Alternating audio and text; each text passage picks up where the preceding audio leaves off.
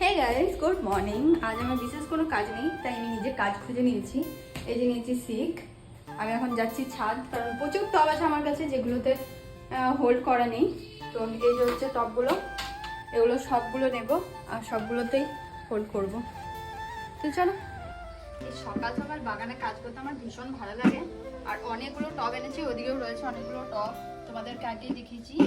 তো এই টবগুলোর মধ্যে কোনো ছিদ্র করা নেই, ঠিক আছে? আর ছিদ্র না করলে তো জানো, ড্রেনেজ সিস্টেম গাছে যদি না ভালো থাকে তাহলে গাছগুলো নষ্ট হয়ে যাবে। এই টবগুলো যেমন আমি ভালো করে দেখিনি, এটার মধ্যে কোনো ছিদ্র নেই। এখন আমি করতে যাচ্ছি, হচ্ছেও না, একটু প্রবলেম হচ্ছে, কারণ গাছ লাগানো হয়ে গেছে, নাড়ানো যায় না বেশি। কোনো একটা ব্যবস্থা নিতে হবে, আগে এগুলো করে নিই, তারপর ওটার ব্যবস্থা নেব। বাপরে। তো চলো আগে আমি এই কাজগুলো করি, তারপর আবার তোমাদের সঙ্গে দেখা হবে। টাটা। আমার নিজের প্রতি একটাই আফসোস, কোনো কাজ আমার দ্বারা সহজে হয় না। এই যে আমি একটা কাজ করেছি, টবটা আমি ফাটিয়ে দিয়েছি। এই দেখো, টবটা ফেটে গেছে। আমি জাস্ট সাধারণভাবেই আমি এটা ফুটো করছিলাম, টবটা ফেটে গেল।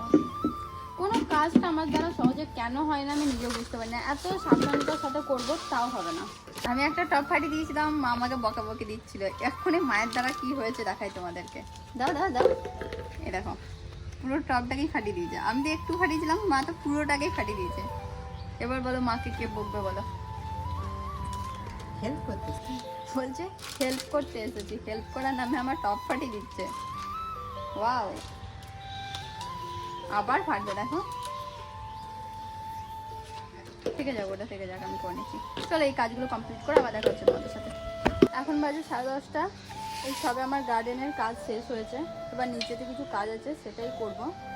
কোনো দিন এমন হয় না কিছু করতে ইচ্ছে করে না, মানে হঠাৎ করে যে কি মুড খারাপ হয়ে যায় আমি নিজেও বুঝতে পারি না। আমার আর কিচ্ছু ভালো লাগে না তখন করতে।